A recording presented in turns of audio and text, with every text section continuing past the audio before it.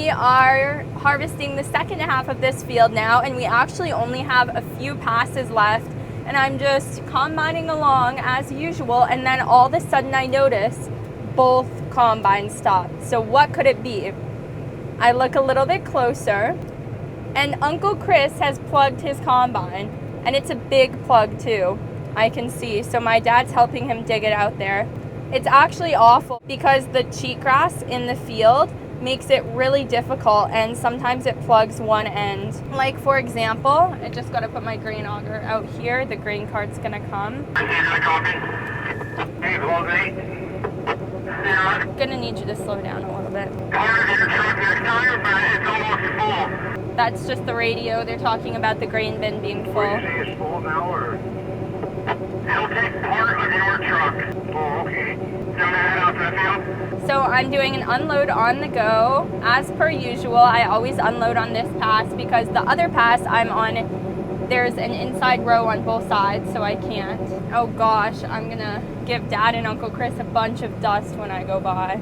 It looks like they've gotten most of it. If not, I would tell our grain cart driver to go help them out. It's really unfortunate that that has happened. So now my dad has plugged the combine a few days ago. Uncle Chris has plugged it today. When is my turn is all I can think. I am the least seasoned operator amongst us, so I think it's just luck at this point. Uncle Chris is back and moving, so that's a very good sign.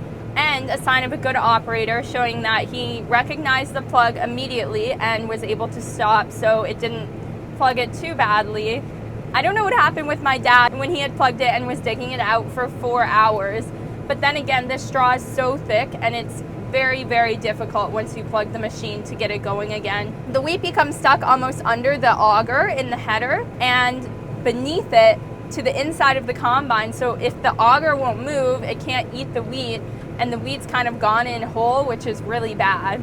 Sometimes these headers have a feature on them in which you can make them turn backwards and spit a little bit of the wheat out, and that can save you from a plug or two.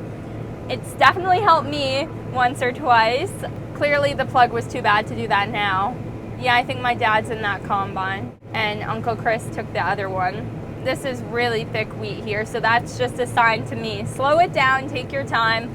Better to keep harvesting than to be out digging your head. And I've had enough experience of that last year and the year before that I never ever want to plug my header again. Like my dad said, about the third time you do it is the last time you ever want to, but it won't ever be the last if you continue being a combine driver. It's about 1 or 2 hours to dinner, depending on if we do it at 5 or 6.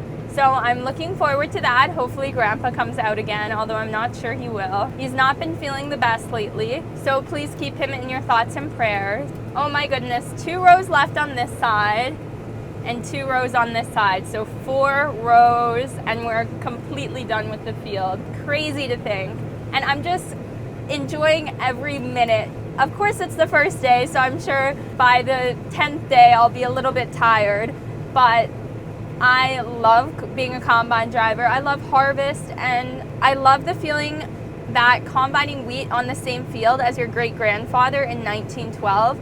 It's pretty remarkable to think how far the farm has come, how the generations have continued its legacy, as well as how farm machinery and the way we do the work has just revolutionized and changed and become so much more advanced. I can't wait to see where the farming industry goes and to hopefully be a part of that as well. I'm coming up to a little bit of a coulee here, not much of one, but it's still something to watch out for with your header. I have to lower it a bit to get down at the bottom and then pick it back up. And then as my front wheels go in the bottom of it, I have to lower my header back down because it's lifted back up, and then keep lowering it down as the wheels climb the hill because it makes my header go like this. Once I've climbed, I take it back to my normal header height. It wasn't Uncle Chris's combine that was plugged, it was my dad's. Oh no, so it's his second plug of the day. I was completely wrong. Goodness, because Uncle Chris's combine is the one right next to me and Dad's is the one a little bit further. And also Uncle Chris's combine has a little bit of an extension on the grain tank, Goodness, so Uncle Chris just got out to help my dad. That was so sweet of him. I can't believe I messed that one up. My favorite part of combining has to be just the incredible views. It's so scenic in the part of Montana where we are. Where we farm is on the plains of Montana, so there are no trees for miles on end. If you see a lot of trees together, that means that was a homestead property and there's probably a home there. To my left, we have the Rocky Mountain front, which usually when the skies are clear, you can see it. You can kind of see an outline today. So it's just spectacular any which way you look. And especially the sunsets. That's the very best part. We are officially done with this field. So happy. And I'm following my dad to the next field here. I don't know if we're putting it in third or not. I'll probably climb onto the road before I do that because this is a pretty decent sized approach. Combines have less power in third gear, and I'm gonna follow my dad here. Roading the combines can sometimes be a bit challenging because they're very, very steery. And that's because they steer from the back. So as long as you keep on top of them and don't make any big movements, it'll be okay.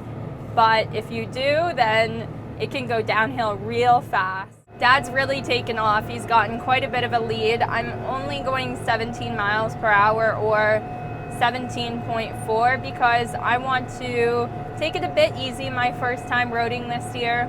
Just because it's better to go slower than have something drastic happen, which would in a combine this size. My dad's made it to the field and it looks like there's a car driving by, but they're just gonna have to wait because we're all pulling in here. And this isn't really a field we can pull off to the side in because it's got pretty steep ditches and there are also crops on either side. Darcy, how much do you have on?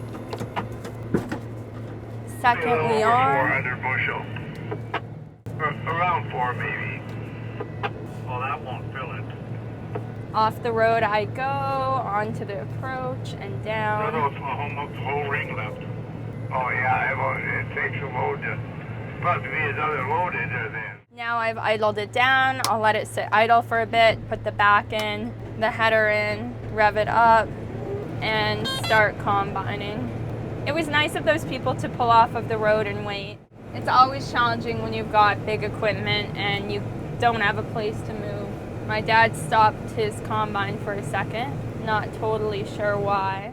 Oh, he's making room for the truck, so I'll go and do the same. I see what he's doing here. So we're pulling a few passes so that the trucks have room and the grain cart, and we just have some maneuvering space. So Jim, you got that? Yeah, I guess. Aw, there's a little bird. Well, I'm down in the bottom of the coulee. I just finished my part. Looks like you got, what, 7 or 8 passes?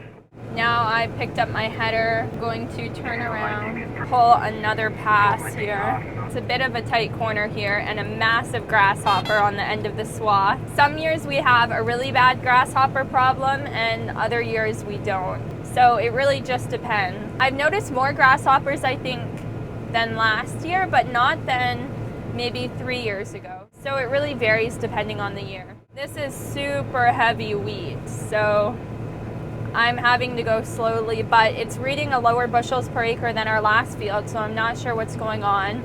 It says, oh, now it's saying 35. It was saying 21, so maybe it is going about the same. This one? That one? I don't know what that means. My dad's pointing like this, but which row is it? They all look the same. I'm gonna have to call him. The reason my dad went into my row is because I guess the outside pass was really green, and if wheat's green, that means it's wet and too moist to go into a bin that doesn't have air. Usually we need our moisture to be at about 12%. So he was checking to see if the inside rows were less moist, which they are. I thought he was making room for trucks or something, which didn't make sense because the trucks can't come off this approach, but maybe the grain cart or maneuvering room or something. So I just started pulling off inside rows up to that point, and then I called him and he explained the situation. We're probably only gonna get a half a mile until dinner, is what he's thinking. There Dad goes by in his full combine, and here I am harvesting away. It is now dinner time, so I'm going to shut off my combine as I've had it idling and resting for a little while. Grab my tote bag, pretty much used to take snacks, and my dad's already gotten out of the combine too. and off to dinner I go. Lunch is finished. Uncle Chris has to go and help with the bins, so it's just going to be Dad and I for a bit. At least he was able to move the combine over here. That was a great help.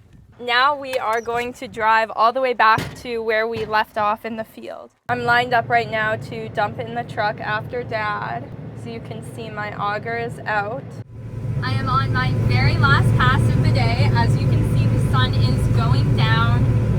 It's about 8:30 right now, so by the time all the combines are put away, it might be 9:15, and we'll be headed back for the night. It doesn't feel like it's been a long day at all, but I think that's because I'm just so overjoyed to be in the combine. Uncle Chris just passed by me in the combine, and it looks like he's gonna come back and do another pass, so he'll end a little bit later. Dad's at the other end of this field, and he'll be coming back down in the combine if he's not already. See, when you get full, don't leave, so you can give some of us a ride, some people a ride back to the field. So I'm going to unload the combine, and the last row is done, for me anyway. Dad and Uncle Chris are still on their way back. I'll let the combine header clean out a little bit. I'll shut the back off. I don't see that Dad has come over the hill yet. Oh, he's just coming now. Should I unload what I have in the truck? What is it in the truck? I'm just getting over there. I'll see in a second. There's in the car too. You already marked your speed bump before the end of the trail. I don't have that much grain anyway, so I won't even give him a full load. It's definitely more difficult to unload in the truck than it is the grain cart, because number one, the grain cart driver is the one who's supposed to line up with you, and then also the truck just isn't as wide, and that just makes it a bit tougher. Then you always drive away from the truck before putting your grain auger back, and I'll go over to the summer fallow and park. I hope we have a beautiful sunset tonight, but I'm really not sure yet. I let down, and now I'm just gonna wait for Uncle Chris and Dad. Mark, you want to run all the way to the end? Just until I get done dumping a little bit, I'm not worried about. Dad has just rolled in the combine. Looks like I'll pick my header up and come up a bit more to match where he's at. Thank you so much for watching today's video. Make sure to like and subscribe for more harvest videos and to learn a bit more about how your food gets to your table. I hope you enjoyed. Okay, bye! Uncle Chris has made it back too, and we have an incredible sunset once again. So beautiful.